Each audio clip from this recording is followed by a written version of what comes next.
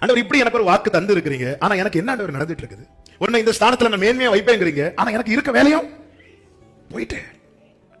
ஆண்டவர் நீங்கள் சொல்றது போல நீங்க என் கூட இருந்தா இது ஏன் நடக்கணும்? நீங்க கூட இருந்தா நடப்பது வேற இல்ல ஆண்டவரே.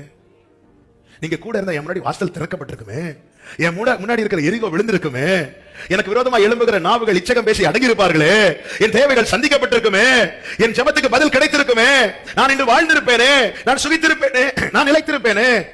ஆனா எனக்கு நடப்பதோ நான் நாள்தோறும் வாதிக்கப்பட்டு காலைதோறும் தண்டிக்கப்பட்டு இருக்கிறேன். ஏன் ஆண்டவரே? இப்போ கேள்வி என்ன கேள்வினா, உண்மையிலே கர்த்தர் கூட இருக்கிறாரா? எப்பொழுதெல்லாம் இந்த கேள்வி வருது அப்பொழுதெல்லாம் கர்த்தர் சொல்லுகிற வார்த்தை, நான் கூட இருக்கிறேன். நீங்க என் கூட இருக்கிறத நான் எப்படி ஆண்டவரை நம்புறதுக்கு?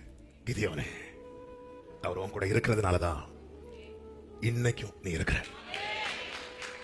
இதுதான் யோபுக்கு எல்லாம் போச்சு. ஆனா யோபு சொல்றா, எனக்கு ஜீவனை தந்ததும் அல்லாமல் தயையும் பாராட்டினேன். யோபு, உனக்கு என்னப்பா இருக்கு? யோபு என்ன சொல்லலாம் தெரியுமா?